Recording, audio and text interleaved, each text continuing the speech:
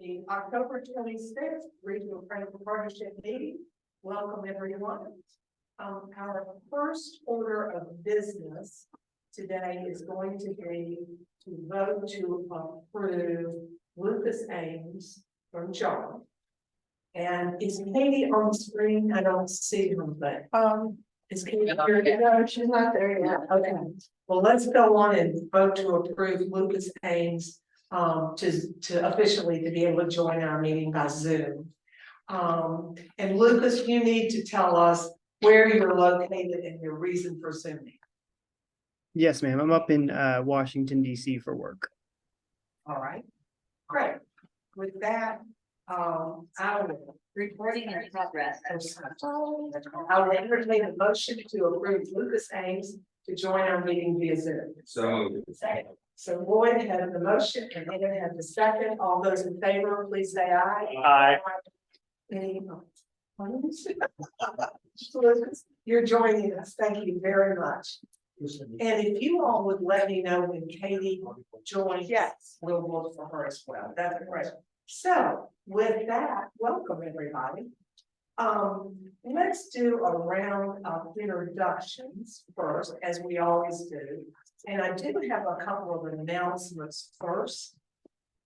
Let me just say that we have a new person at the table, Scott Silsdorf. That's correct. Yes, Right, I got it right. Who is the new director of parking and transportation for UVA. That's great. Yes, ma'am. And as we come around with the introductions, I'm going to give you an opportunity if you would to Say a little say a little bit about yourself and your background and why you're here.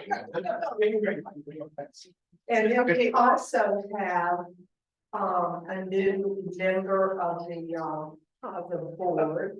Am I? Peter Craig is joining us today as a non-voting member.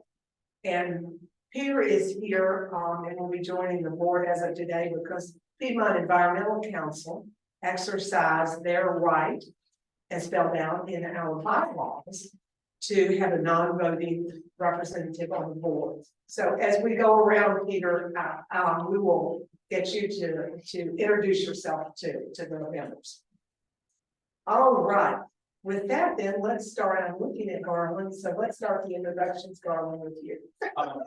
Garland James, Director, Charlottesville Area Transit. We use public and youth. There you go. Lloyd Snook, Mayor of City of Charlottesville.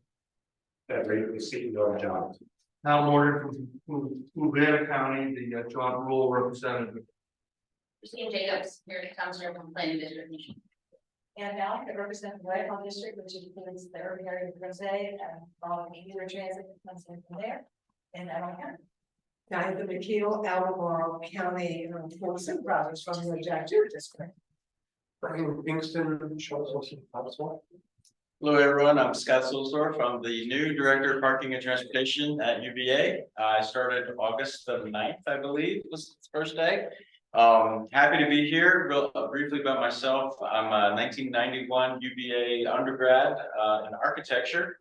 Spent 5 years in the Navy because I was a Navy ROTC while I was here in Charlottesville. Met my wife in the Navy and spent the next 25 years with her sailing the world, but mostly in Norfolk, Virginia.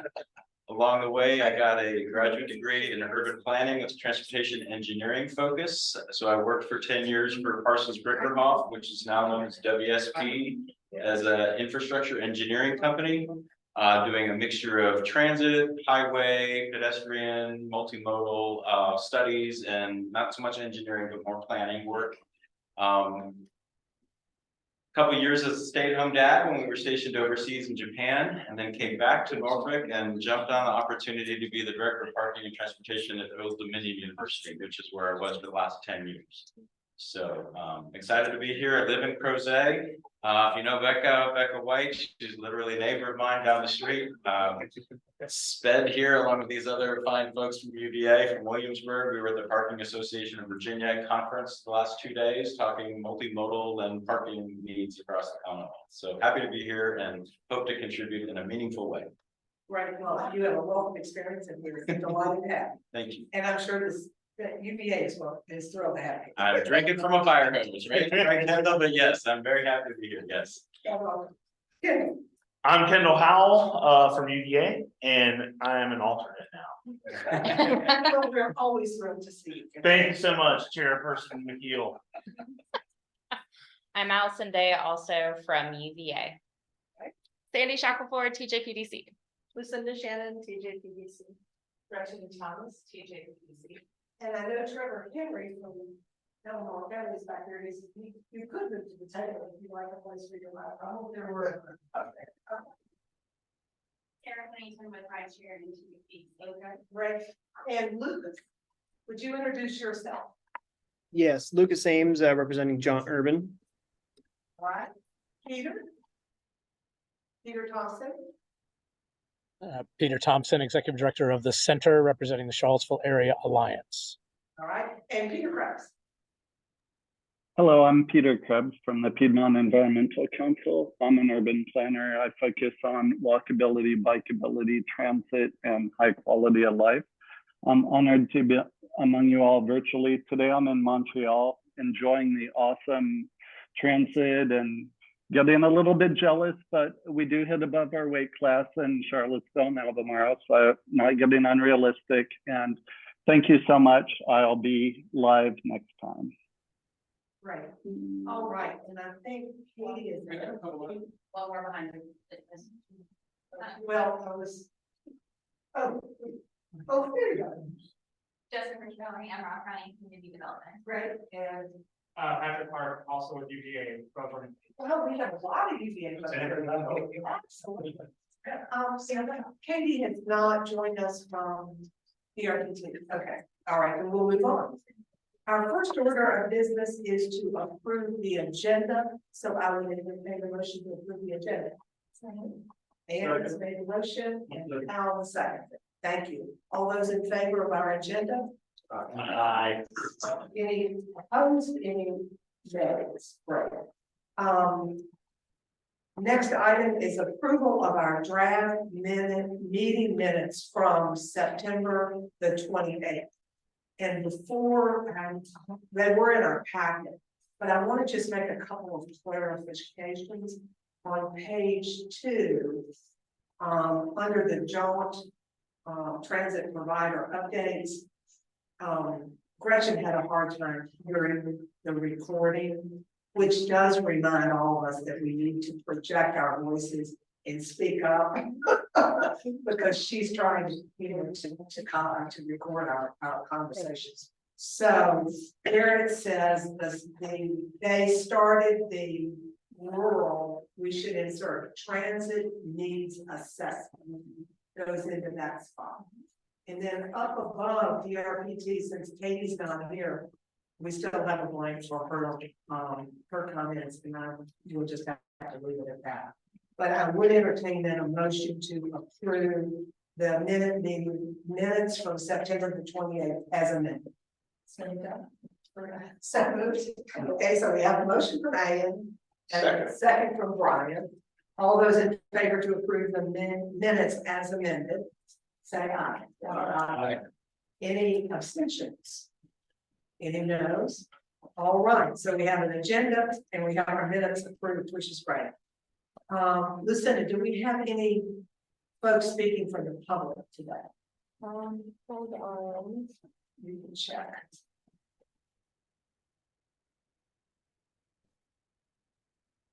So does anybody in the room want to speak? But and there's no one And else. then if anybody online would like to make a public comment, please raise your hand or, raise your hand or put something in the chat box. Right, so this is matters from the public. And I don't see any takers. Yeah, I don't see any. I don't know what that white hand is. That's not a. That Yeah. is- That's a hard surgery. Liquors. Oh, just didn't want this to be like- Right. Thank you very much. Yeah. Then our first agenda item, Garland is going to present, we're all excited about this, Garland, about the microcat pilot that is starting in Albemarle County and it's being launched. The soft opening, I believe, is next, it is. Soft opening this week. This week. Yeah. Show is next. It starts Monday. All right. So the launch is at 11 a.m. out at Centera Martha Jefferson Hospital. So please come and participate in the launch. That's great. And the time is 11 o'clock. 11 o'clock. 11 o'clock. It shouldn't take more than about 30 or 34 minutes, so it's Okay. not a long presentation. Okay. So when are you gonna bring one down to one of the bands down here and we can all take a ride? Yeah. Maybe next time. Okay. Actually, this is out of the zone, so it's.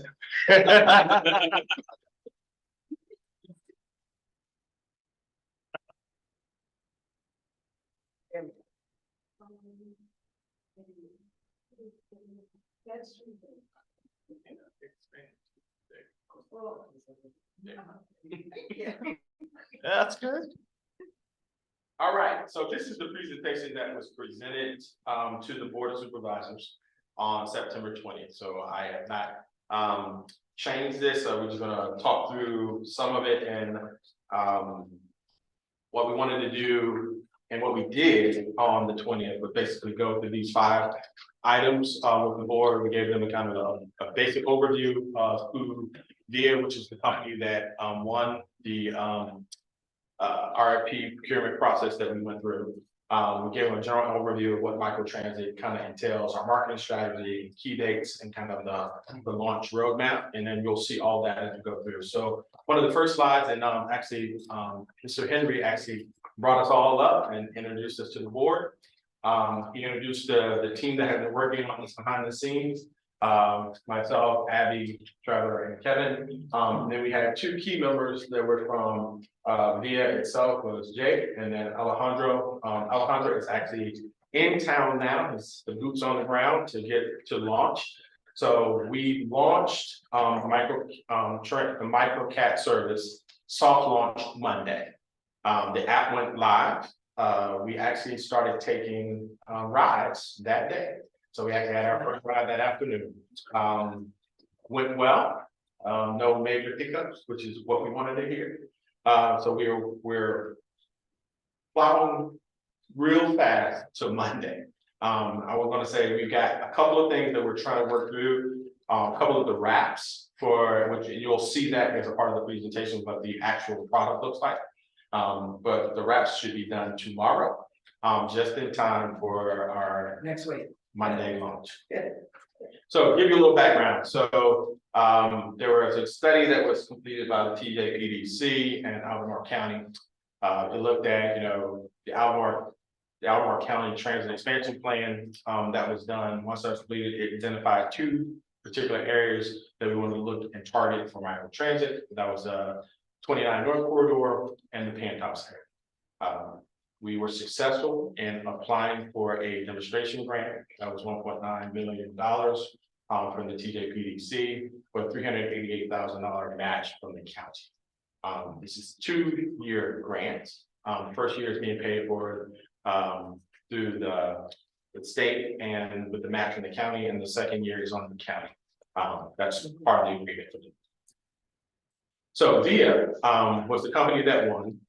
It was 4 really competitive companies that were a part of the original procurement process. VIA was the one that was selected based on how they were performing, and quite frankly, they were the best. They had the lowest cost of all of the providers in the model, and because of that, it allowed us flexibility if we needed to scale up, because we're hoping this will be wildly successful. It gave us ability to do so without having to go back and change the original budget or ask the county or the state for additional. So VIA is all over. They have 650 partners. They're in 40 countries, 120 million riders served today. What does that mean for us? VIA has actually been operating in Virginia. We will be the 7th location. They have services in Wise, Roanoke, Williamsburg, Gloucester, Hampton Roads, and Alexandria. This is the 7th location. We've been very happy with all of the cooperation, that we've gotten from them. They've been very receptive to some of the changes, and we're gonna talk about one of those, as we go through the presentation. But the ABCs of microtransit, it kind of fills a gap, where the fixed route network is limited. Fixed route can't get everywhere. Microtransit has the ability to complement that service. Complement fixed route where we have fixed route service, but it may not necessarily be as frequent as we would like it to be. There's an offset by using microtransit to fill that gap also. And converting underserved fixed route areas to an on-demand service is one thing that fixed route have the ability, I mean, microtransit have the ability to do that also. And it also just really increases mobility options. You have fixed route, and now you have a microtransit on top of it. Mobility is increased exponentially.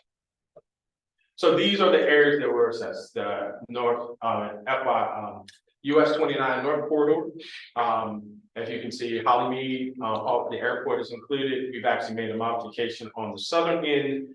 We brought in the mall, and actually the Albemarle High School is actually in the zone now.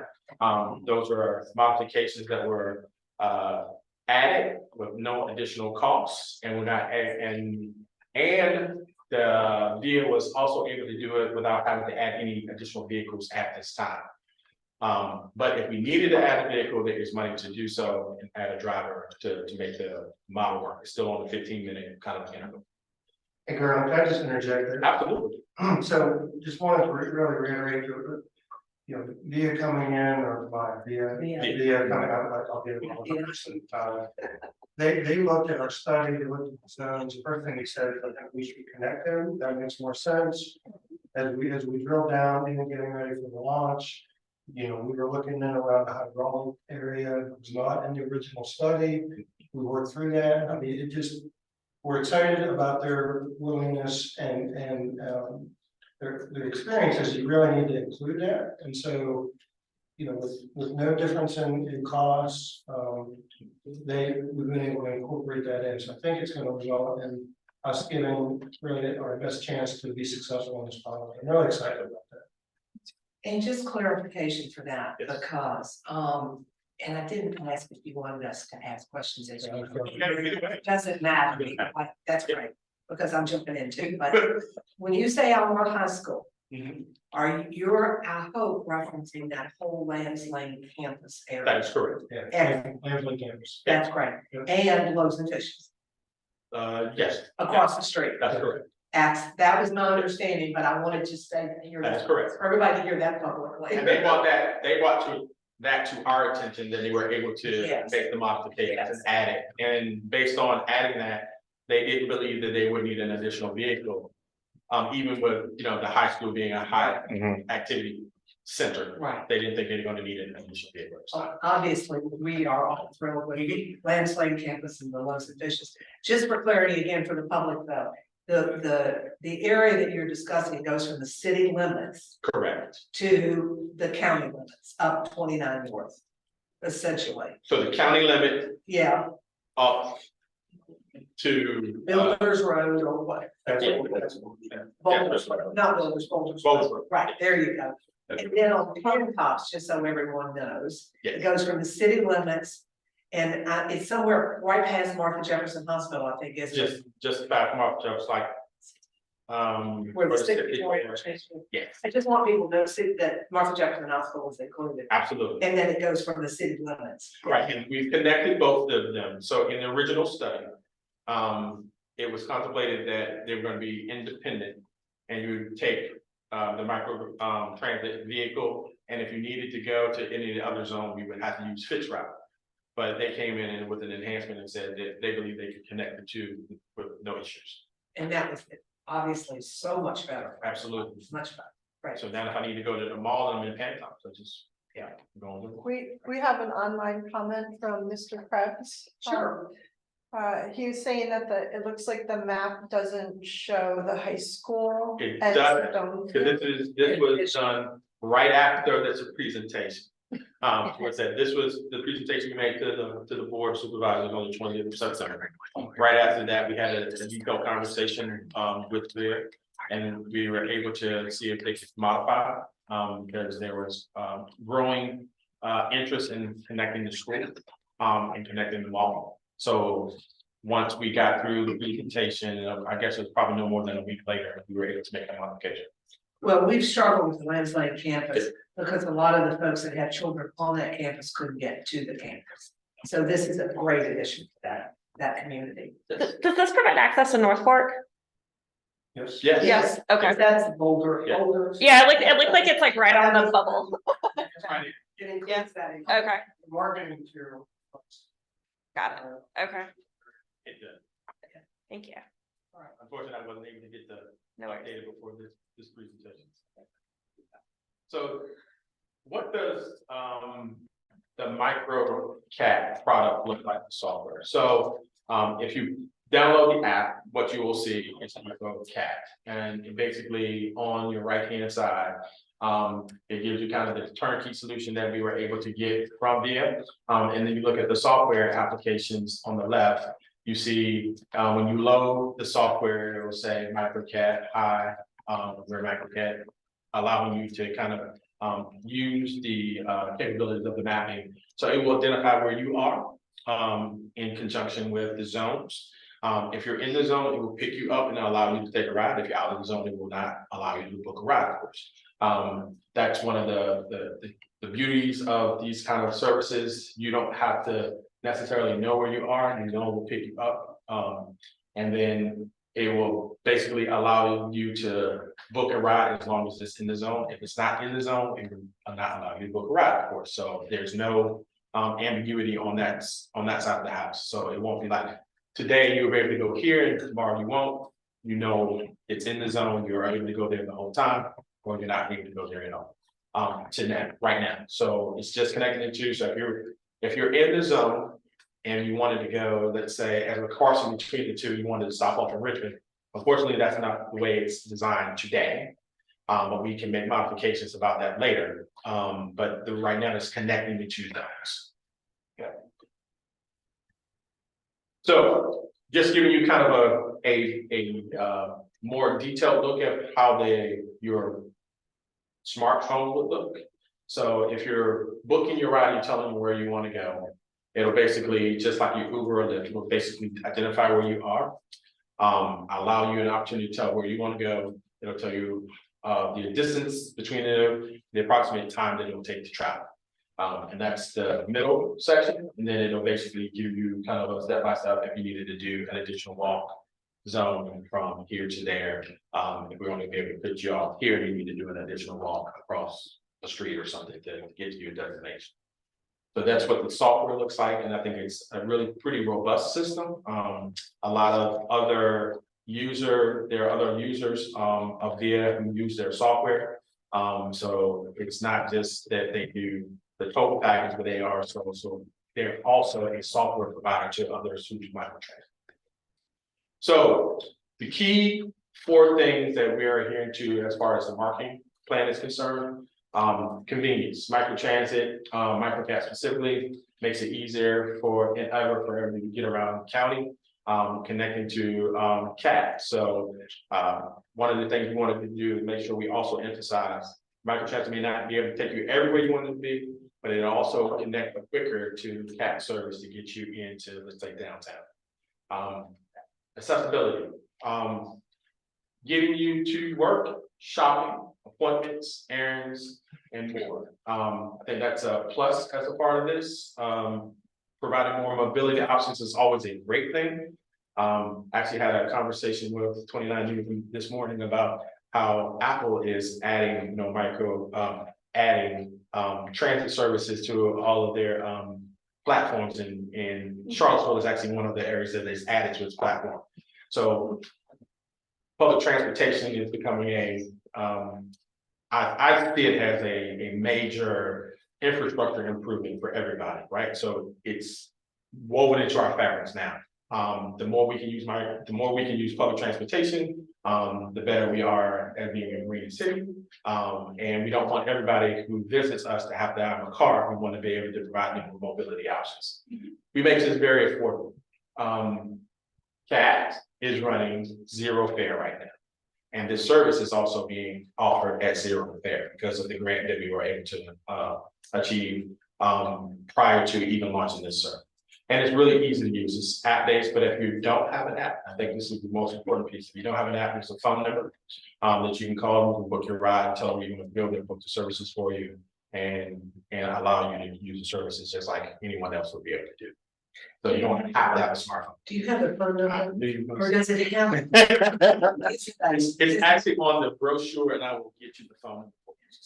Does it have a, you know, sometimes numbers have a. No, we weren't able to get that. We wanted, we tried to. Yeah, like, yeah, exactly. Yeah. If and when you shift into fares, how would it match or compare to regular cat fares? We have not had that conversation. All right. 'Cause right Sorry. now, the goal is, so CAT is running fare free or zero fare till June 30th of 2026. Yeah, So that's a long time for us to try to figure out between now and then as to whether we're going to bring fares back. And the original way that we advertised this, it was not set up to have equipment to allow yeah. pay for service. Yeah. So if we had to do that, we'd actually probably have to go back out to modify the existing contract if it's within that time frame, which it will not be. Or in the new contract, we'd have to add the ability for them to bring on software and hardware to collect fares. Any smoke from Uber? I'm sorry. Any smoke from Uber and Lyft? What do you mean smoke? Like, hey, what are you doing? No, Yeah. not, well, no, I would say they may not know yet. But soon they will. Yeah. Yeah, so, I'm gonna skip to the next page. So this Sorry. really allows us to figure out where we are in the timeline. We're at the point now where we're getting ready to launch, but if you looked at, so when we started, this was September 1st, we were able to solidify a contract. That we moved quickly into the implementation phase. We're in the testing phase as we speak right now. The official launch, which will actually Jennifer DeGrule, the head of the Virginia Department of Rail and Public Transportation, will actually be here on Monday as part of this launch. Great. Which is outstanding. It was the state that actually offered us the money, so we want to thank you to her and allow her to bask in its glory also, because this is a big win for this region. It's a big step for CAT. It allows us to add mobility options, you know, and hopefully expand our capabilities around this region. Eventually, though, we're going to have conversations about, you know, hopefully this is so wildly successful that we're going to be able to expand this model. So I'm looking to that happening faster than we anticipated. Hopefully within the next year or so, we'll be able to say we've got a robust transit system that includes micro transit, but also the ridership numbers exceeded what we thought. I think Anne had a question. Yes, and one thing that occurred to me as you were just speaking, Mhm. if someone is in the VIA vehicle, is there a way for them to catch up with the CAT fixed route bus anywhere other than a regular stop, or is there a way for the driver of the vehicle to figure out where the bus is and, you know, just sort of facilitate that connection? So that connection is happening. Well, so we're working through that now. So we didn't want to slow down the launch. So what behind the scenes, you have to take our GTFS feed, drop it in and make sure that it's calibrated so it calculates when the bus is going to be there and the nearest stop. Okay. That takes a little while for them to do on the software side. But we wanted to make sure we launched the service. We made a promise to this region and the board about making sure that we got this up and running as soon as we possibly can. So the 30th is the launch, and we're anticipating within 60 days or so being able to add GTFS feed so you'll be able to make the connections. So we have an online comment. Do you want me to read them? From one of our. Yeah, from one of our members, Yes. Mr. Thompson. Right. This is, I did not notice the traditional media and the marketing plan, like print, broadcast, which many older adults rely on. Is that part of the marketing plan? So we are working through that now. There was a limited budget and we're hoping to be able to use, there was only $100,000 in the original plan. We're trying to use that as best as we can. But there may be a little bit of money. We've talked about that, about $40,000, I remember, left over in the budget. And we are potentially targeting that for traditional television ads, radio, and print. Public service. Yeah. So that's the next phase. We need to just get the launch and then start our ad blitz campaign about, continue to reiterate that the service is out. So every Flyaway Monday, you need to be on the radio. We're gonna try. I'm not sure every Monday, but we're gonna, so hopefully they'll get tired of hearing my voice. But if we get a commercial out there, we can continue to nail it home, segment after segment, at least for the next, 6 months or so. Yeah. Right. Let's go. So this is what the new microcat vehicle will look like. We have in the original proposal from VIA, they proposed 6 Toyota Senna hybrid vehicles. And this is what the new wrap campaign looks like. So I think it's spiffy looking. It's really allows us to identify, I think, this is a new service tail, but it also is an extension of CAT. So what do you think about the design? That's awesome. It's nice. I think it looks great. I like it. So there will be 2 wrap vehicles at the launch that look like this. And then the other, we have, there was a backup on buying more Toyota Sienna vehicles. Those are on order, but they have Chrysler Pacific, I think they're right now. They're gonna fill in until we get the other 6. And as they continue to come off, they order them, and as they come off the assembly line, they'll wrap them and then take the Pacific off. Yeah. So, but we are still gonna launch with all 6 vehicles. And we're gonna get to all of the Toyota Sienna hybrids as soon as we possibly can. We have another online comment. Sure. From a member, Mr. Krebs says that the operation has good potential for earned media. Let's take some journalists for a ride on the microcat. We're offering it, rides are available right now. Anyone who wants to take advantage of the service today, even though we're in the soft launch period, can ride the service today.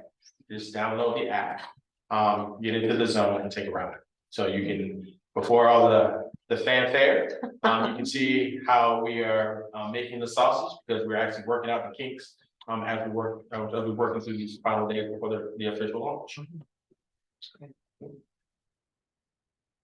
And that's pretty much it. Any questions? Also, we gotta make sure there are some other questions for you. Yeah, right. That's really amazing. I guess that's really relevant. The question I had, I guess, was how did they come up with 6 cars, or they have some sort of sense of what the demand is going to be, I guess? Absolutely. So what they looked at is the zone and the parameters we gave them, to trying to make sure that you'd have your wait time is no 15 minutes. And based on the zone and the ability to move between the zones, our original thought process was 4 vehicles. They said, no, you're gonna need 6 to make the model work. And then in their proposal, they proposed 6 vehicles. And so can you go pretty much from any point A to point B within? That's within the 2 zones. Absolutely. Are we gonna need the unconstrained or network and the other things we're talking about? We're still gonna need that, because if y'all can't go into smaller neighborhoods, some neighborhoods are really tight. And you're not gonna be able to get a large vehicle into those neighborhoods. So that's what I'm saying. This works to need the big buses. So yes, because I think the model would be, so everybody's not gonna be able to get a microtransit vehicle. But if we have a robust network and it's convenient, then they don't have to worry about microtransit. They can just go to a convenient bus stop and use the service. But if I'm in a neighborhood that is not necessarily connected for I'm having issues with mobility myself, and I can't walk to a bus stop. Micropath is a potential option for that. Okay. So we're looking at, we're gonna be doing a study here, hopefully soon, about looking at the next phase of what it potentially could look like. So this is phase one. Phase two could be adding more zones, even bringing in a city component to it, making it more of a regional. And there is money potentially to be turned into a regional option that would offset expenses that the county would have to pay in year two. But that's something that we're looking. And somebody can correct me if I'm wrong, but when I think about the constrained and the unconstrained options that we receive based on having an authority, is what you're referencing. The options were, those two were presented to us, but we could always do something in between. So, And how this works with that will be interesting to see how it plays out. so our next presentation is actually talking about the TSP. Yeah. And we have our consultants that are working on that. So you're gonna hear from the consultants, Kimberly Horn, who we've hired and are helping us work through this model. Kimberly Horn is looking at kind of, CAT hired Kimberly Horn back in 2021 to look at kind of optimization study. The optimization study will actually be that first phase for us, implement that in the first 5 years. Years 6 through 10, which is our TSP is a 10-year model. We were talking about how we phase in the constrained model, not the unconstrained. It's too expensive at this point in time. But how do we start implementing that to get to the work that was done by the TJPDC? Right. So at the end of the day, all of this hopefully is going to be working together, and so Fixed route Yeah. will, if we get microtransit working correctly, and there's a role for all of us as a part of TSP, JAUNT, UTS, and CAP all working together to make this model work succinctly. it's exciting. It is. Other questions? Just a quick one, Darrell, you don't have to, we have to follow up with you, but I'm curious about the effective date of the grant. From a timing perspective and what that looks like for FY25. Yeah, I was definitely give you we're anticipating being able to apply for the 26 cycle, 25 cycle, I'm sorry. So the timeline is tight. As a follow-up, I'm interested in if we can do something about it. Right. So there's other family versus it's on there. But in general terms,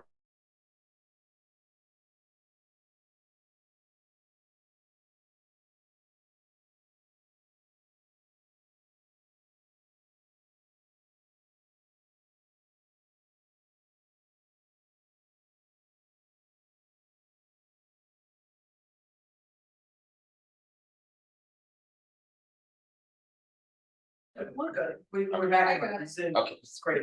So go ahead, question. Okay.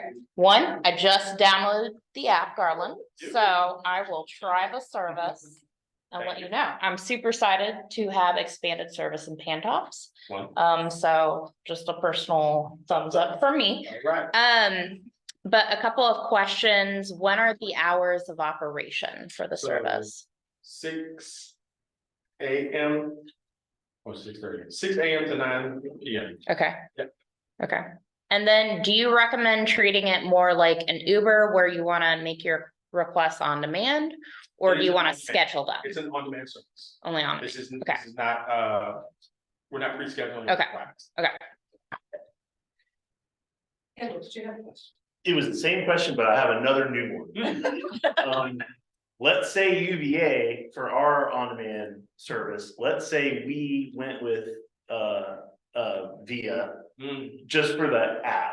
Would you guys be cool if we did the whole handshake thing with the two services kind of unconstraining together? So it's interesting you talked about that because Ted is actually working on something, a study that's going to look specifically at that, how we can share good. software and make it more a robust model for this region. Being able to, you want to talk about a little about what your study is going to do? Well, I think I mentioned it before, we're looking at microtransit as a service delivery option for JAUNT. There are different shades of all that, but we're trying to figure out how best to integrate it. There could be some economies and some efficiencies And we were just talking yesterday about, it'd be nice to have a common platform. Yes. That you can move between the systems seamlessly. Yep. You got one app, and if you need to take the fixed route so far, then you can transfer it to a microtransit. So we were talking about that in our study. We'll look at it, how do we go about it? And what would be some of the technology options associated with it? Because Gary, at go the end ahead. of the day, what we want is our users, to just have to go to one place. Yeah, I mean. And not have to bounce around. If you think about it, I mean, the app platform, whatever we call it, I mean, but if you're looking at the greater Charlottesville, Albemarle region. And what does that look like entailing with all of the vehicles that are between CAT, UTS and JAUNT? And, you know, you may have to use a JAUNT vehicle at some point, and then it takes you to a CAT vehicle at some point, and then gets you to the university where you get on UTS bus. So. And if you're coming to this region, you just want to use the service. Right. You're not carrying on whether it's you're riding UTS, JAUNT, or CAT. You just want to be able to get around, and we need to make that easier for people to do something. We may look at a unified brand. Yes. If we have a unified Yeah. look, and whoever operates, you know, like. Is know about. it pushing it too far to try to rope in the parking side as well? Let's take baby steps. I just wanted to These say it. fresh from a conference, a lot of. I just wanted to say it so Gretchen would write it down. So let's work on getting, I think this is a major step, because this is really all of us playing in the sandbox nicely, right? So first and foremost, let's figure out the platform that allows us to do that. Yeah. Then figure out whether we can add other pieces, whether it's parking at university or parking at, you know, the city. To make this whole model work, but I think there is, especially on my part, a desire to make something that is usable for all parties. And I know, you know, Ted and I actually talked about this yesterday, and I think we're at a good place where we probably should start talking about doing that now. That's great. I have Other a question. Yeah, I'm sorry. Sure. Do you have you said that we're not there yet with the full integration with, you know, coming from the zone to the fixed route. Yeah.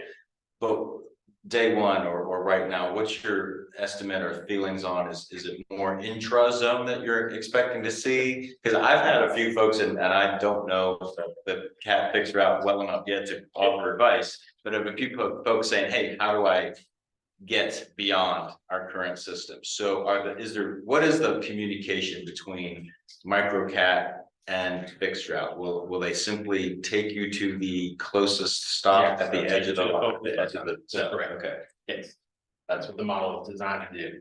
Because right now, you're functioning within the zone, right? So, but you're able to, you have two zones and you're able to go anywhere in the zone or between the two zones, right? But if you're needing to go from, let's say, somewhere on Pantops, let's say you're at the Giant, but you want to go to Target, you got to be able to figure out how to get that done. Right now, it's going to connect you with microcat. But if I needed to go from there and then go back into the city for some reason, I would have to take a fixed route. So it's a fixed route. Okay. Hell, that was. Not really a question, but I guess, you know, I think marketing would be lots of free marketing. If you contact Steve Weekly, Daily Progress, and there's really only two television stations, ABC 29, and then the other one is CBS. So it's free is on everybody's mind. We're working. If you contact them and say, hey, we're doing this, this is a great new service. And, you know, come on Monday, or, you know, take advantage of the soft launch. I would think they would be very excited. It's news and it's, you know. I heard. Any other questions? Okay. So with the addition of like Albemarle High School, like you said, if the thoughts when the fixed route portion is up, if potentially a parent could put a student in a microtransit and then they catch Route 5 to get close to that area. Yes, so as long as you're in the zone and you're needing to go somewhere in the zone, you can use the service, but it is also on demand. So you're not pre-booking a ride, you're hailing a service. So you need to be in the queue to get your ride. So everybody needs to remember that. So if you're depending on to get somewhere at a specific time, that may not necessarily be the mile and mode we want to do. But if you're in the queue early enough, it can get you to your destination. And then just to confirm, we'll do multiple pickups, like at the same, It will, in the same area, they're going in the same general direction. it will. Yes, But I'm saying, I don't know if you said that it's age limited to 13. it is. No, I did not say it, but thank you. Yeah, that's 13. And I was curious, when I saw that. I look at folks all the time and have no clue how old they are. I know they're all younger than I am, but other than that. Yeah, everybody practically is younger than I am. Having said that, how does the driver differentiate that and you just? It's do your, that? it's the app. It's the app. Okay, that makes sense, because you are using the app, so you're, yeah, got it. So that's. Well, we're gonna get to the next one, or we're gonna be late, so. Oh, well, this is too good a discussion. So Yeah. down, I'm trying to. All right. Go ahead. All I wanted to say is if you make the 11.5 by 17 ads, we'll put them on our buses. We're ready, yeah. RTP doing its work, right? We're gonna take about one. Yeah. But remember, the students are not in the zone gate. They gotta get in. Yeah. I have one more quick question. We were told that the VIA was gonna hire locally, They are, and that's what they're doing. that is, And are they fully staffed? they are almost fully staffed. Almost, right? They're almost, they have enough drivers and, they wanna have a cushion on the reserve side. Mhm. And that's where they're trying to feel right now, but they have enough to do everything we need for the launch and have service up and running right now. Great, good to hear. All right. With that, Another online note, Miss Miller joined the meeting, okay, like, so while we're transitioning, yeah, Garland, I think that that presentation is over and you have the I have- next presentation. Yeah, my friends from, Kimley Horn, Nick, are you there? So Garland, while you're doing that, let me ask for Katie to come online and help tell us where she is and why she's zooming. Katie? Okay. All right, so. Sorry, hi. Wait, oh, Yeah, we're interrupting the meeting here to get you on so you can Zoom. So please tell us where you're located. And Yep, why. I am in Richmond, Virginia, and had meetings in the office today. And unfortunately, it was in Charlottesville yesterday, and then we'll be up for the launch on Monday. So. Right. All right, with that though, I'm going to entertain a motion for Katie to join us by Zoom. So Ann has made a motion. Alan has seconded. All those in favor, please say aye. Aye. Any opposed? Great. So Katie, you're part of the team right now. Thank you. And with that, Garland, go back to you. Thank you so much. Absolutely, thank you. So I'm gonna introduce Nick Adamo, with Kimley Horn. He's our principal, planner that's helping us, craft our TSP, and I'm gonna turn it over to Nick. Hey Nick, welcome. Hi, everyone. Great to be here. Thank you for having us. My name is Nick Adamo. I am a transportation planner at Kimley Horn. I'm joined by my colleague Lucas Muller here, and we are on the consultant team supporting Garland and Kat on the Transit Strategic Plan project.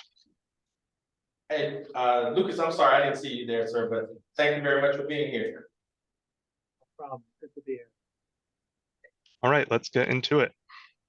So we're excited to be briefing you all today on the status of this effort, what we've done to date, and what we're expecting as next steps.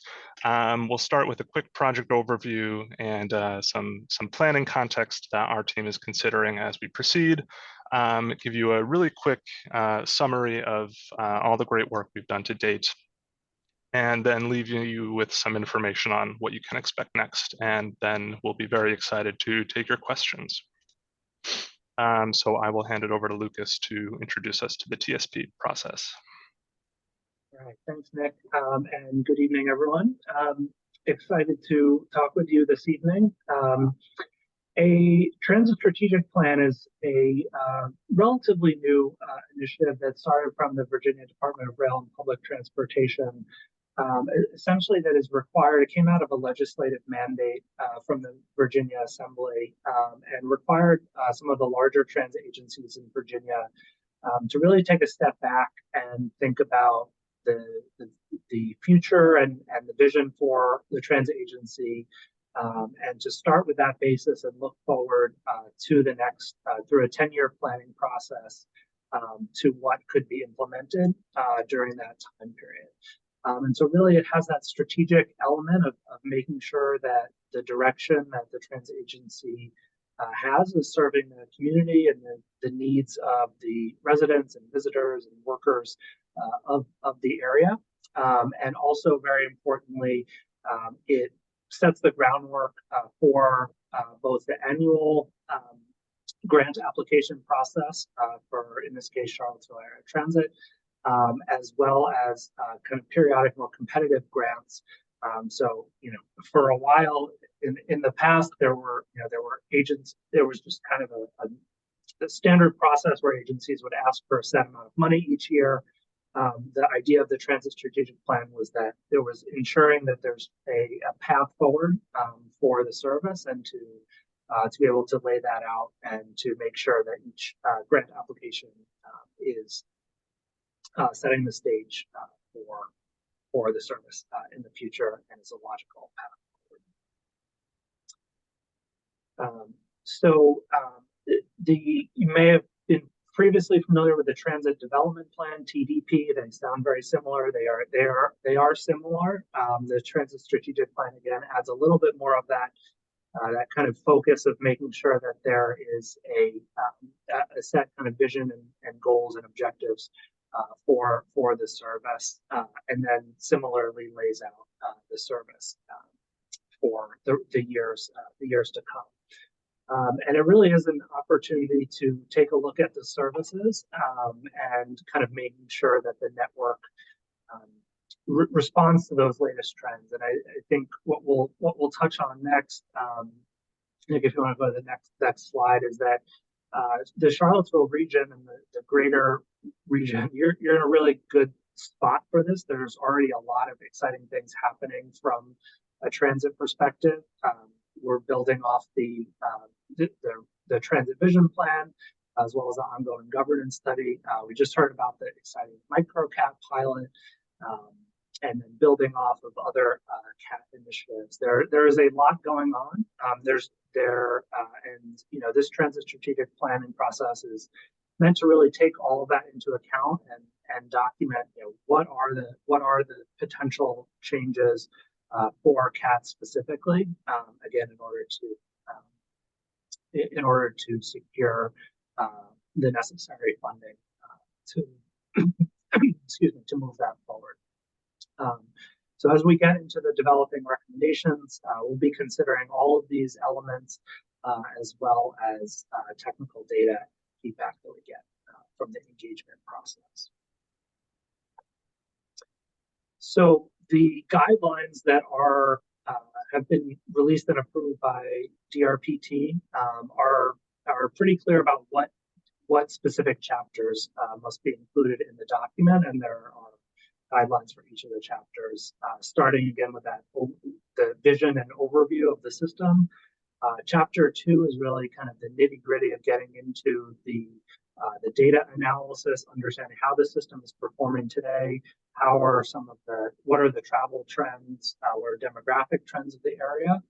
And we are right now in the process of developing Chapter 3, the planned improvements and modifications. That's where we're taking the optimization study that Garland mentioned, the regional vision plan, the microcat, looking at that in comparison to what the data that we saw is in Chapter 2, and what we heard in our first engagement process, and really combining that into the full document. Chapters 4 and 5, which would come next, are essentially focused on capital and operating. So what are the buses and facility needs to make that service, and operation costs in terms of what will the changes in costs and revenue be associated with that. And then again, that leads into the grant application process. So all agencies are required to submit an approved transit strategic plan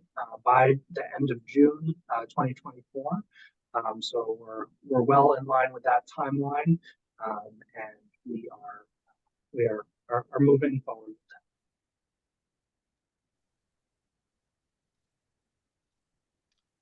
Thank you, Lucas. Touching quickly on our first round of public outreach and stakeholder engagement that we conducted this past summer, we had a really strong turnout and a lot of interest from folks. We had an online public survey that saw over 500 responses from the public and folks across the community. We see that as a really strong turnout. And as we were kicking off the effort this past summer, we were really focused on getting feedback on people's current experiences with transit, what people really want to see improved about the service, so we can conduct our planning process from a really well-informed perspective. We also held a handful of pop-up events across the area as well. We held a stakeholder workshop in August. Many of you in the room were in attendance. We had some really great and productive discussions around the nature of the existing CAT system, its challenges and opportunities as well. We've also had some small group discussions with CAT bus drivers, supervisors, and other staff to really understand from frontline employees what a lot of the issues and opportunities are as well. So we're trying to take a really holistic approach to outreach engagement to supplement our data and technical analyses. Our first stakeholder workshop this past summer shed a lot of light on what's working really well in the system and where there are a lot of opportunities for improvement as well. Support for transit and CAT's growth across our regional stakeholders is really strong. So that was really encouraging to see. And that's a testament to all of you in the room today. Things like zero fare service, a pretty good network of existing service to key destinations, a pretty robust street grid, et cetera, are seen as strengths of the existing system. We heard a lot of great stories and testaments to how the service helps people access jobs, opportunities, other services, especially low-income individuals. And our conversations really enforced how important transit is to the city and the region's goals as a whole, both for transportation and mobility, as well as other really important aspects like affordability, livability, equity, climate, et cetera. Some of our public survey findings are shown on the screen here. Nothing that should come as too surprising. People are really seeking frequent service, reliable service, service that runs later on weekdays, more robust weekend service. And we heard a lot about the reasons why people use transit and where they're using transit to get to as well. We also thought it was important to hear from people who don't currently take transit to see what it might take to get them on board. And again, our findings from that constituency really tied back to frequency, reliability, and span of service as well. In addition to the public and stakeholder outreach, we're doing a lot of data diving and analysis and other assessments. We've conducted a pretty robust evaluation of the existing system, as well as the overall, what we call transit market in terms of areas of demand, looking at factors like land use, employment and population, demographics, and employment and population growth as well. We've got a few maps on the screen here that we'll just flip through quickly. We're not going to do a super deep dive today, but transit propensity is a term we use to really identify where the highest demand for transit is, and that's a calculation that takes into account population density and other demographic characteristics of folks that might make them more likely to use transit, such as senior population, the youth population, low-income households, households without cars, and persons with disabilities. So you can see on the map here in the darkest red, those based on our analysis are the areas of higher transit propensity in the region. We also looked at future employment projections. And again, in the deep red color here, you can see where employment density is projected to be most intense between now and 2045. And we did the same for population density, which, as you can see, is a bit more spread out than the employment density, but very helpful for us nonetheless as we're evaluating service. We looked at a lot of CAT ridership and operational statistics as well. Here you can see monthly ridership by route. Of course, the very sharp dip in early 2020 as a result of the pandemic. Not surprising, but we're seeing some encouraging upticks on several routes as well. Average weekday ridership by stop.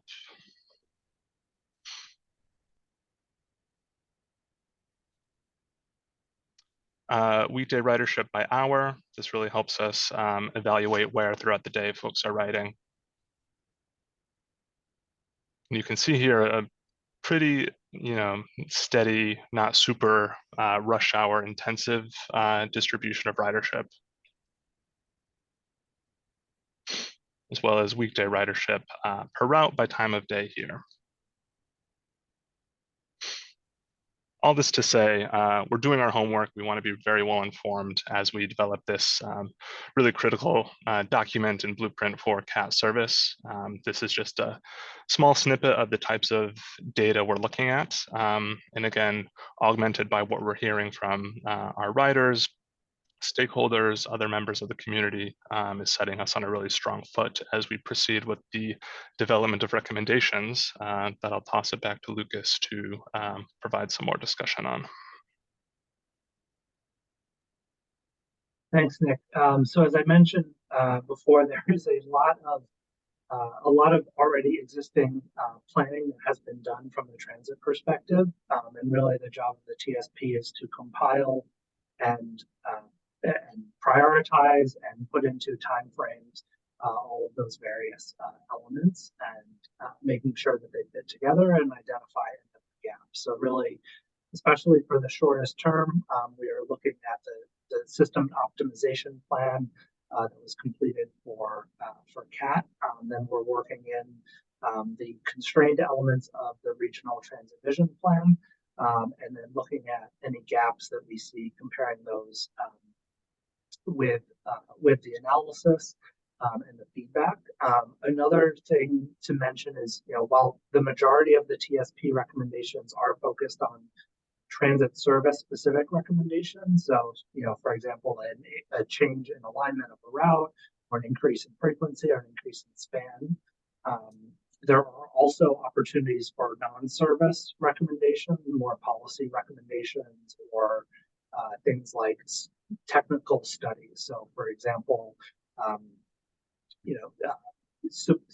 supporting and looking to advance some of the governing study recommendations. If there's a technical area that is desired for a future study, those are all great things to document in the TSP. So when the time comes to do that, they can be incorporated and the need is demonstrated. So this is where we are now, and looking forward to later on in the process coming back and being able to share the draft recommendations where we will be. Thank you, Lucas. We'll leave you with a quick look ahead on what to expect next from our team. We've made great progress since we kicked off this past spring, as we discussed our first round of engagement with the community and stakeholders. We are in the midst, as we've alluded to, of our development of recommendations and improvements. And once those are drafted, we will re-engage the public and you all, our stakeholders, with those draft recommendations before they are incorporated and memorialized into the strategic plan document. And we will then take that completed document early in the new year for City Council endorsement. which is a requirement as part of the process as effectively CAT's governing board, and submit that to DRPT in the new year. Very grateful for your time and interest, and happy to take any questions that you all may have. Thank you very much. That was really good. And just before we open it up for questions, is there a way you could send us that presentation? Because I'd really like to look more carefully at the public comments and some of the data that you had. That would work. Yeah, that'd be great. All right, we'll open it up to questions, and maybe we can show faces again, or the. Just hit in, or not, no, don't hit in, hit stop share. Rather than the questions. All right. And Yeah, Peter Oh, has yeah, a yes, question. stop share. It's just easier if we can see people. Peter, go ahead with your question. Thank you for the study. My understanding, CAT had several route changes approved, I think about a year ago, that are still not implemented. My understanding from City Manager Sanders' office is that the problem remains we don't have enough drivers. You mentioned talking to drivers. I'm wondering if you're able to comment at this stage on driver shortage issue and ideas of how we can address it, since the raising pay earlier this year apparently did not move the needle enough. And Garland, correct me if I'm wrong, that's just the message I got from Mr. Sanders' office a couple weeks ago. Mr. Sanders is correct. And we are addressing that by now. So our first priority as CAT was to stabilize pupil transportation. So our efforts have been focused on making sure that we hire as many pupil drivers first. So we have really garnered all our efforts to make sure that we fill that hole, getting all those 20 spots.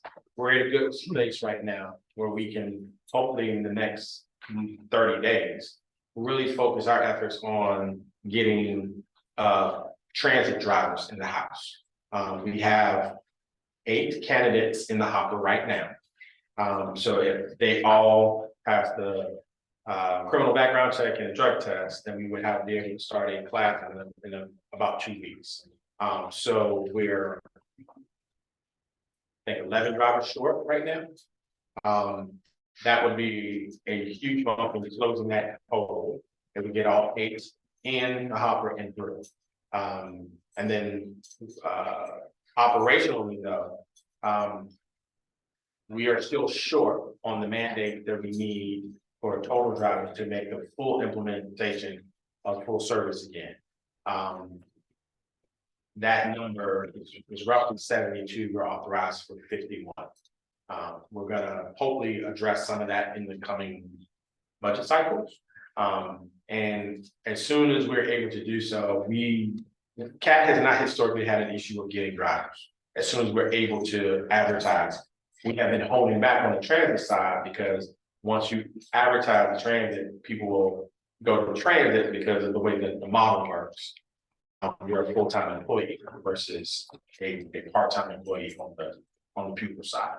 So we have really prioritized pupil and at the sacrifice of the public, but now we'll be able to shift our model hopefully in the next 30 days. So we're going to be able to address this. Let me just open it up for questions. Let's take questions right now for the transit strategic plan so that Kimberly Horn, the groups from Kimberly Horn, can answer any questions on the strategic plan that they just presented. I saw Ted's hand first. Well, I'll let my customer go first. Were you surprised by anything out of the surveys or the data, or was it kind of what you expected?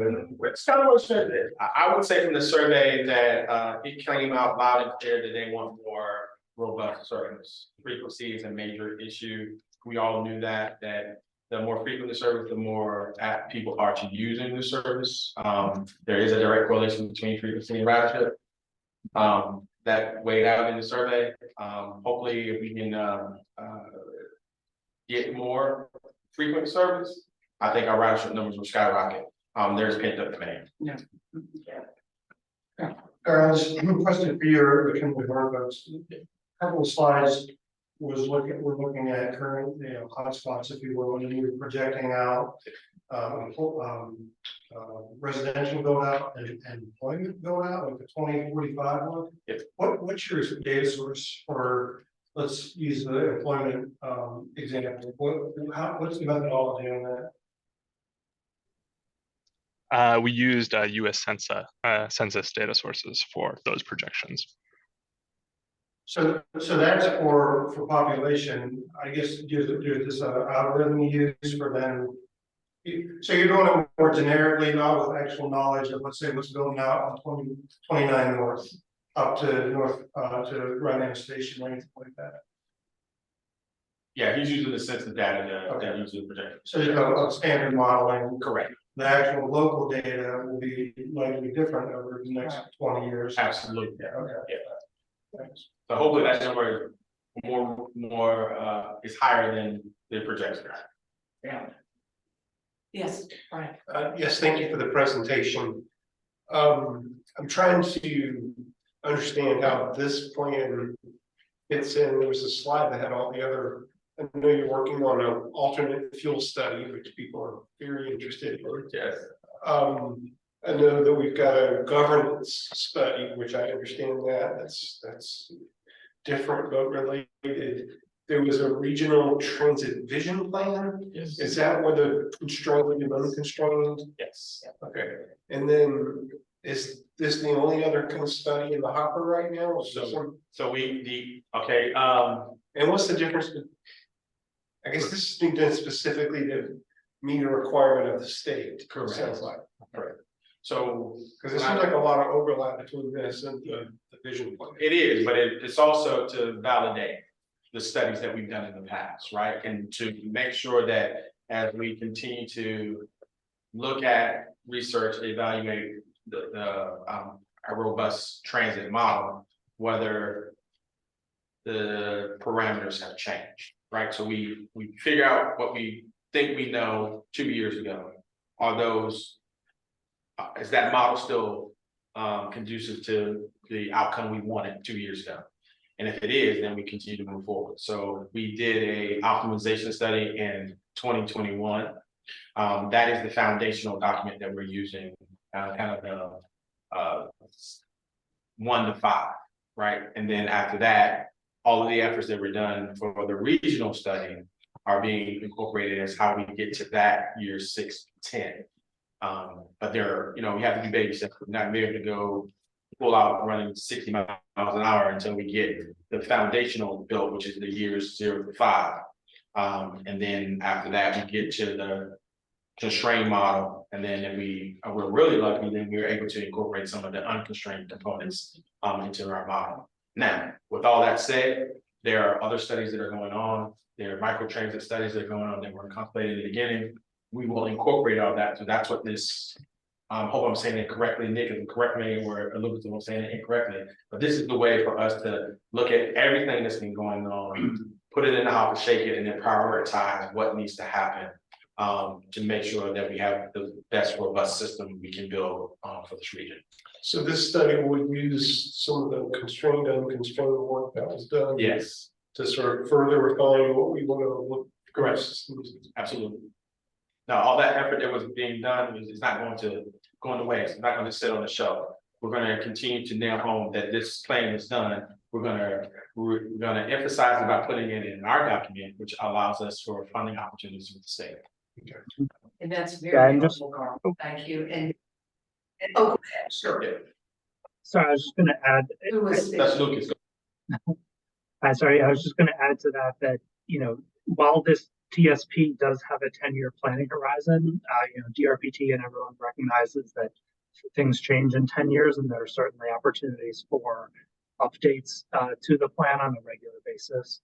So, as elements progress, as those constraints of bus operators hopefully lessen or go away, these recommendations will be revisited and updated to move forward. But the best we can do right now, we need to put it into the plan so it's there and assess as things move on. Thank you. And thank you, Nick and Lucas. And we appreciate the information in the report very much. Thanks for joining us. And we always have a lot of questions for our transit providers. Peter, did you have a question about this report? Yes, I do. This question for Lucas and Nick. I think it's great that you guys are looking at future residential and even employment trends as much as possible. I'd like to point out that I think let's be thinking about activity centers, not just employment centers. In fact, I think that's where the Albemarle comp plan is going, and the dispersion of ridership across the day, right, rather than these big spikes at rush hour hours, seems to sort of vindicate their approach of focusing on activity centers more than strictly employment centers. And at this point, they probably have distinct enough ideas so that could be spatialized without too much trouble. Yeah, that's a great comment, Peter. The commuting patterns as we knew them prior to 2020 are very different now. So this is a great opportunity for us to acknowledge those and really formalize them and proceed accordingly with what we recommend. Great. All right, good question. Thank you. And with that, if I can, I'm going to end it. Looking at our time as your official timekeeper, just want to move us on to the transit provider updates. We always have questions about those as well. So, but thank you again, Lucas and Peter, Lucas and Nick. I'm sorry. We appreciate the report. Thank you very much. Thank you. All right, our first transit provider update. Ted, you're first on the list. Yeah, just real quick, we've been having the business with FY25 budget. One of the issues that will come up, we've previewed a draft of our budget with 6 of our 7 funding partners, and one of those is Buckingham. We run a kind of an Athens Express from Buckingham to UVA and Martha Jefferson Hospital.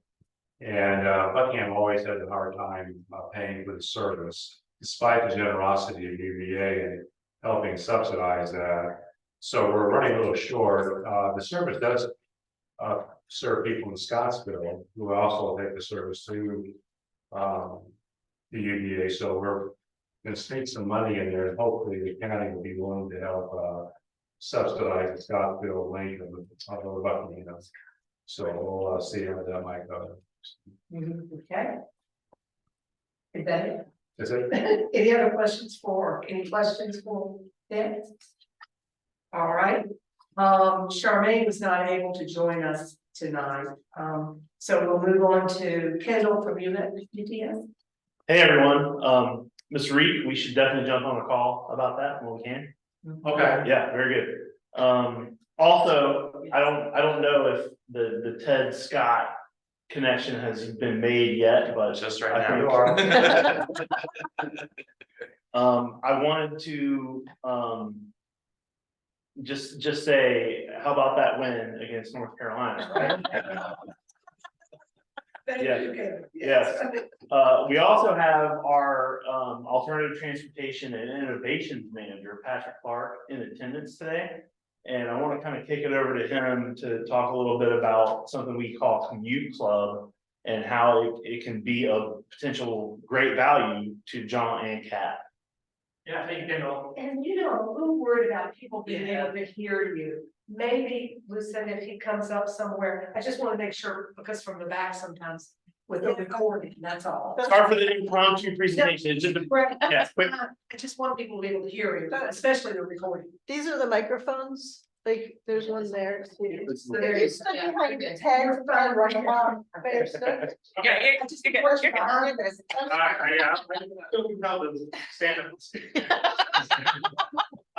So yeah, over at UVA, myself and a colleague from the Office of Sustainability won an internal grant reward in order to implement a program or initiative that will help achieve employee success with a focus also on sustainability. And the idea that we pitched is called the Commute Club.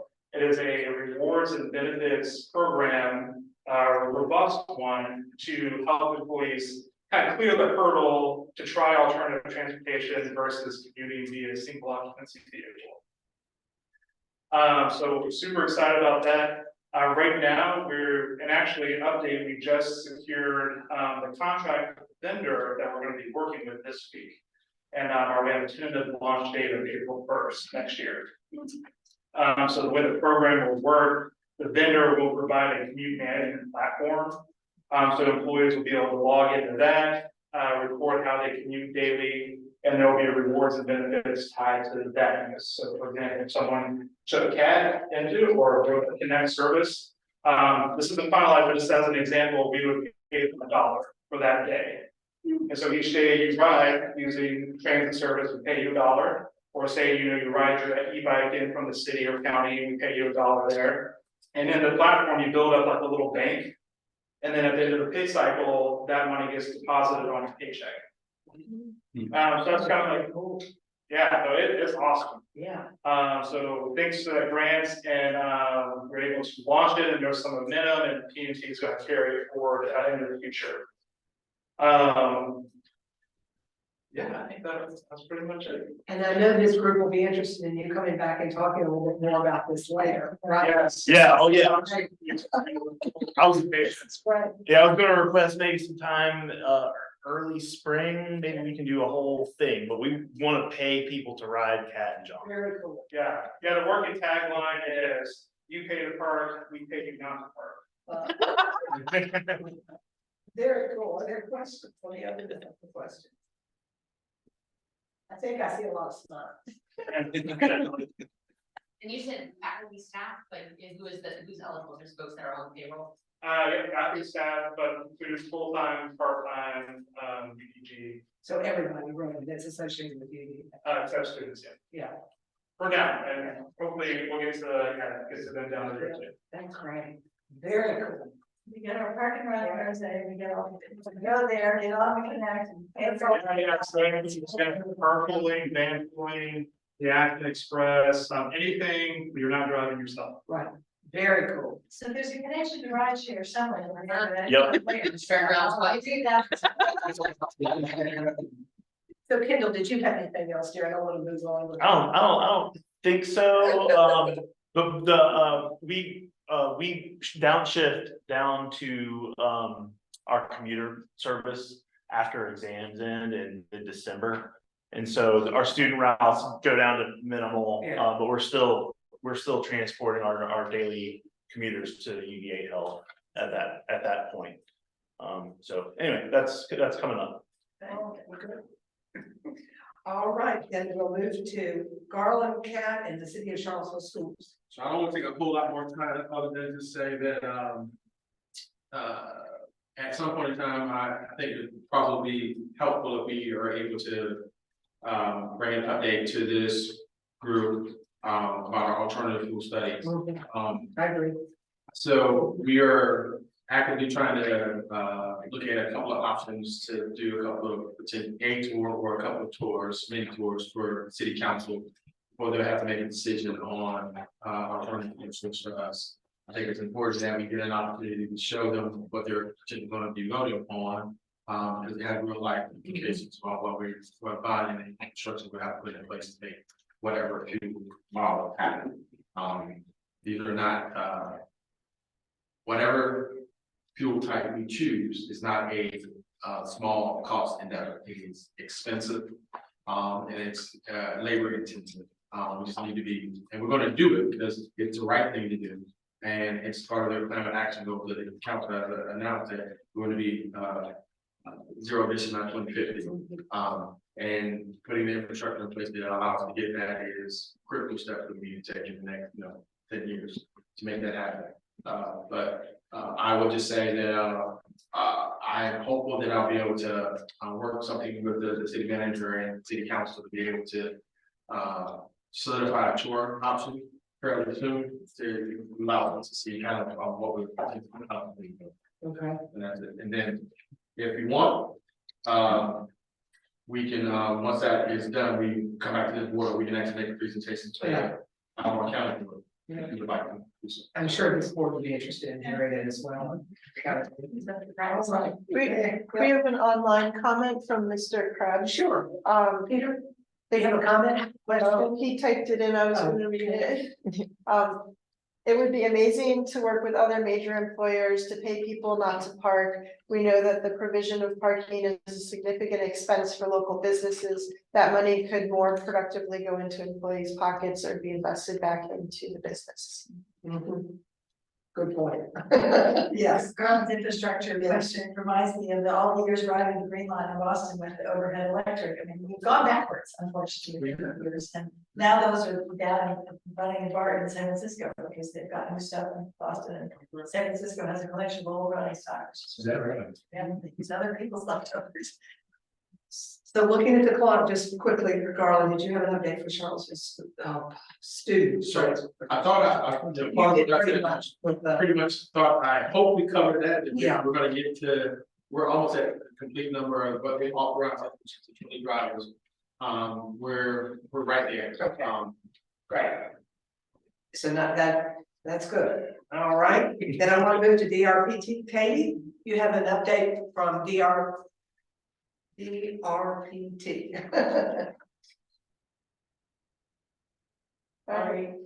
you muted? Can we? Yeah. She's not good. She's unmuted, but we're not hearing her. Yeah. Microphone touching. We heard you earlier. We love you, Katie. I want to come back to you in a minute if you want. Don't go away, we'll just. It might be the AirPods, because mine stopped working on Zoom. I think it was like an update or something. Well, let's do this. Let's hear from Sandy about safe streets and roads, and Katie, we'll come back to you if you, try again. Yeah, I think she's got it. Can you guys hear me now? Yeah. Okay. Tried to get fancy with using phone for audio and then it decided not to work anymore.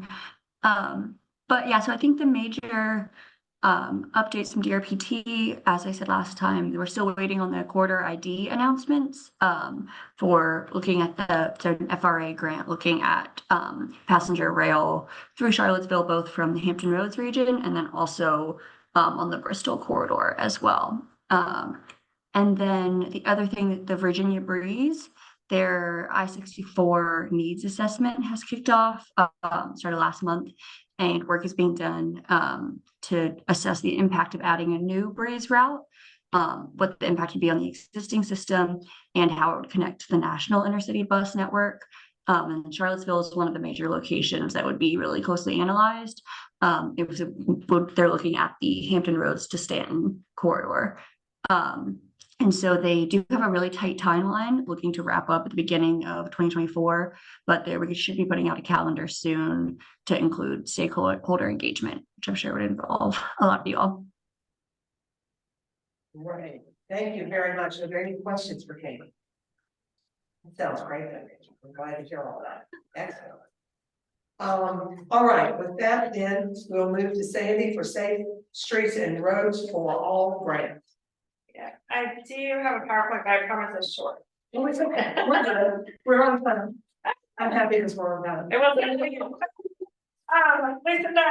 had, as we were preparing for this meeting, had thought that, I can't remember how many places I talked about that, but she thought that I had not showed with the RTP what the Safe Streets and Roads for All grant is. So we are officially launching it. I'm going to share a little bit of background with you, and hopefully you will all be engaged as we get the grant launched and started.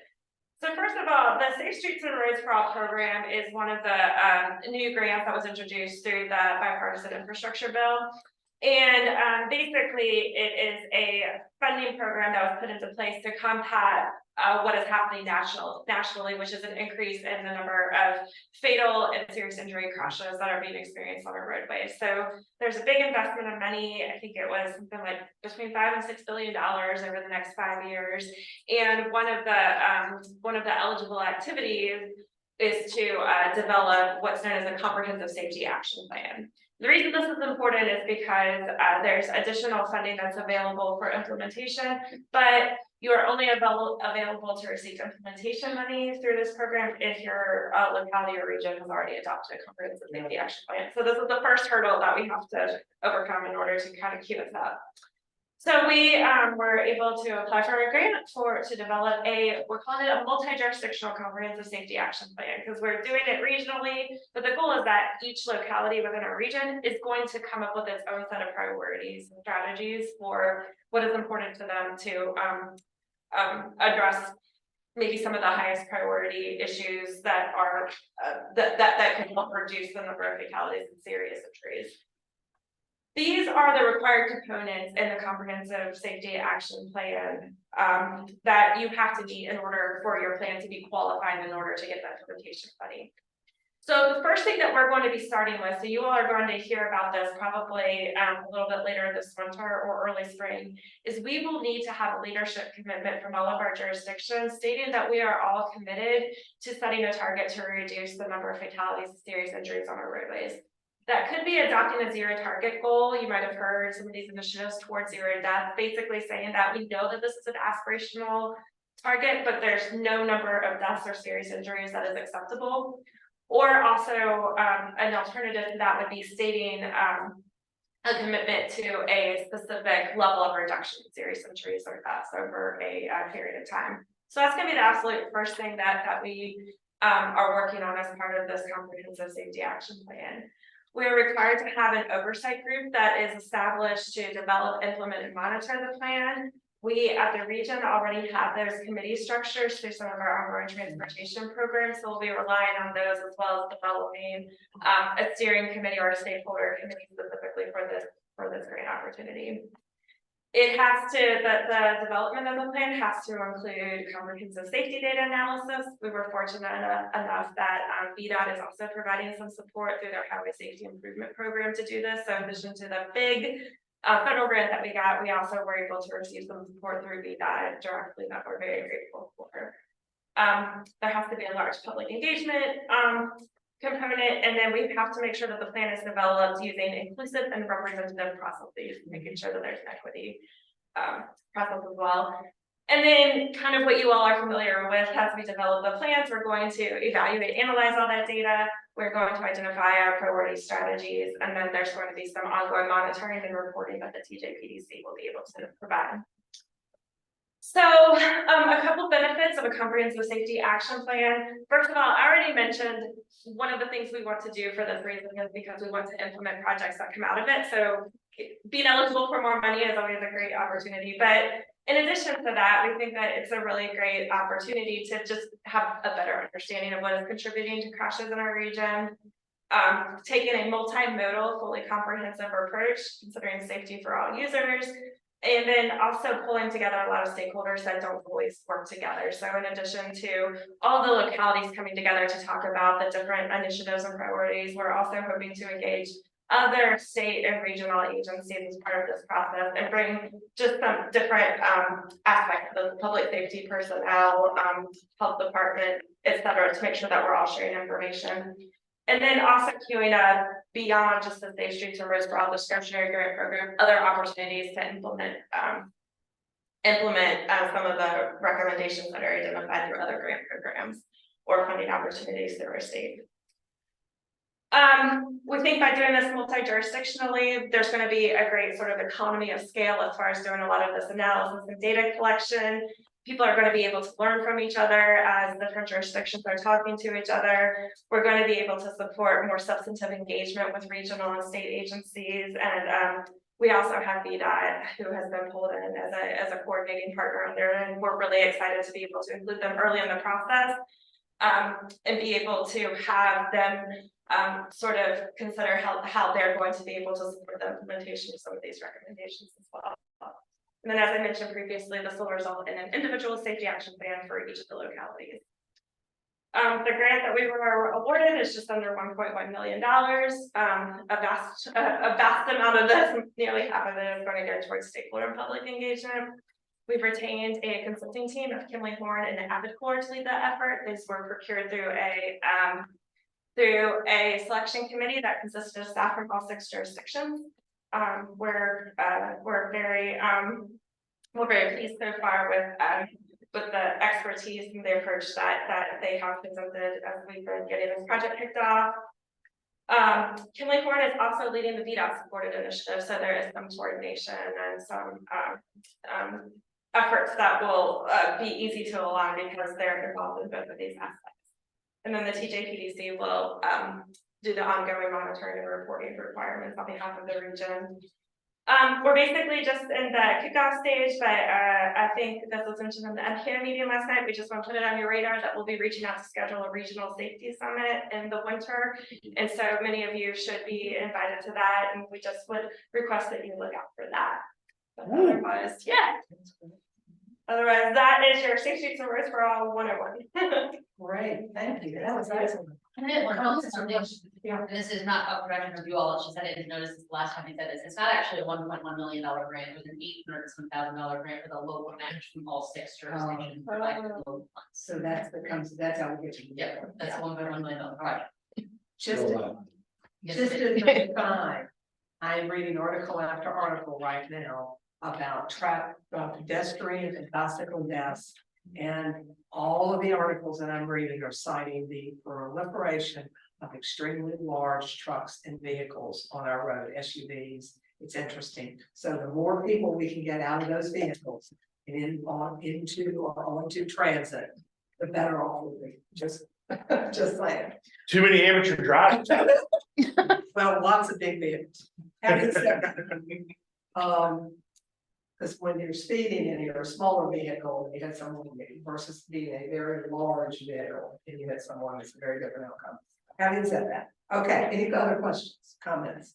Thank you, Sandy. That's it. I'm very glad that VDOT is folded in because maybe there will be an outcome of finding easier ways to get traffic calm improved, which has been a real hurt for us because speeding is what I'm hearing for 16 years, every year, urban and rural. And I don't know how to fix it. And the statistics, one agency counts deaths, and we need to be able to count injuries and crashes, period. Because even those crashes, period, have impacts financially on families with their injuries. They may not take them to the hospital, but they're still wrapped up. Right, for life often. Yeah, often for life. Those are the good ones. So Yes. I hope that you'll make some progress on those. Sure, yeah. Thank you. Watching the time for us. So Sandy, you are also updating us on the transportation conference. Yeah, Christine and Curtis and I were able to attend the governor's transportation conference last week, and just real briefly there, a lot of this, you all are probably familiar that one of the governor's priorities is economic development. So there's a lot of focus on economic development as part of that conference. But one of the sessions was on transit. It was, there was a panel of a couple of different folks. One of them was a libertarian planner, so he had a lot of fun sort of being part of the conversation, sort of living out the oxymoron that maybe that describes. But yes, no, he was still very supportive of transit. He was still very supportive of transit, so he was a great addition to the panel. But all of the speakers on that transit panel really emphasized the importance that transit is a service that really needs to be coordinated regionally. So I felt really good about where our region is, and then related to this emphasis right now on the current administration's economic development priorities, I thought this was really insightful. One of the panelists made the connection that transit is really important to support economic development in a region because it reduces barriers to people to be out in their community. And you know, not that the reason we want good transit is for people to spend their money, but there are more opportunities for people to support their local economic development initiatives if they have access to get where they need and want to go. So those were a couple of highlights related to transit. Excellent. That's great, Sandy. Yeah. Sounds very interesting. Regional transit governance study. Lucinda's going to give us an update. Yeah, I think most of you have heard me talk about it over and over again. So we are in phase 4, and we are looking at the governance structure and how that would work and how they would make decisions and be accountable. And we're engaging the jurisdictions right now to see what would work for them and see if we can come to a consensus. And then in the end of December, we'll be providing a final report and recommendations. Great. So we're all looking forward to that. That's going to be a big. And as we said in the meeting yesterday, ultimately that plan will go before the TJPDC commission for them to then say, yes, we need to move forward in this direction. But it would be helpful for the RTP to recommend to the TJPDC adoption of that document. So it'll come to you all. So that'll come to us at the right time. And each jurisdiction will Come- give direction coming down the wire, to yes. their commissioners. Say that again? Each jurisdiction will give direction to their commissioners. They don't just get Yeah. well, that's, yeah. Well, the commissioners would be saying to the TJPDC staff, continue to move forward with this momentum that's existing. Thank you. So that's all good. That's great. And So phase 4, put it into perspective. We had 5 phases, 4 phases, 20 phases. so we have 5 phases. The final one being recommendations. We started with, we started looking at peer agencies and what they do and how they fund their transit. And then we looked at the existing legislation and the existing environment, talked to the transit providers. And then we looked at revenue sources. And so we've got some really nice tables of different sources that we looked at that we found we think would work for this area and how much it would add to transit over 5 years. And now we're looking at governance structures because it's like the makeup of the board, the allocation strategy, how you decide what projects to fund, those types of things is what we're engaging the jurisdictions right now. And then the 5th phase will be just summarizing all of that in a report and making a recommendation. And that was great. I think that was really appreciated to have that summary of the different phases. Thanks. Listen to those. Any questions before we move on? All right. And then we also have mobility management. Please, Linda. Yes, so we are meeting regularly with Java as like a little team meeting every 2 weeks. And we have developed a database, a data system to collect the data, and we're testing it right now with Java. And we also put out an RFP for a branding and marketing study and applied for funding for that. And that's about it. Any questions for Lucinda about the mobility management?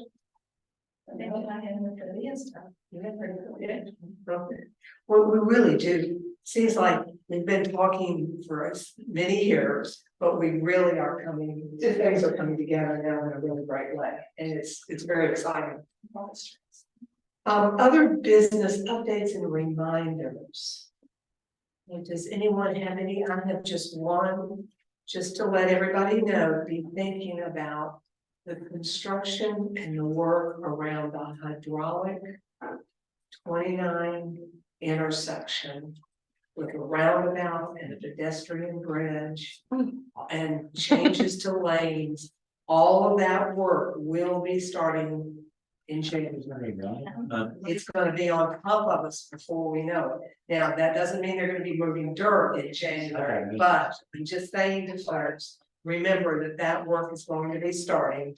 And we're going to need our community to have patience with construction. But it is great work that's going to be happening. So, yes. I do have one other reminder, and that's that there is going to be a virtual town hall that the Commonwealth Transportation Board is holding on October 31st from 1:30 to 3:30, talking about the smart scale changes. So I don't know, maybe they feel like something spooky's in the air. I don't know.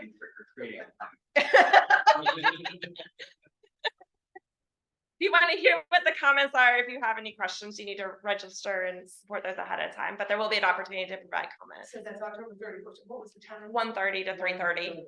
Okay, all right. Those changes are really critical. It's really Yeah, it's important. It's definitely important to understand them. They will change how we kind of approach smart scale for sure. Our November and December meeting will be held together on Thursday, December 14th.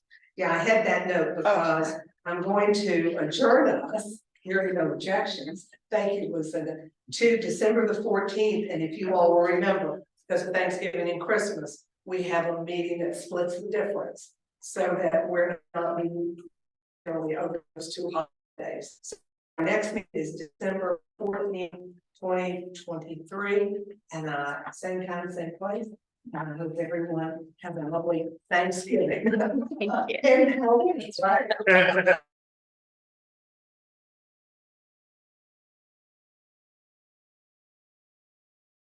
Yeah, yeah.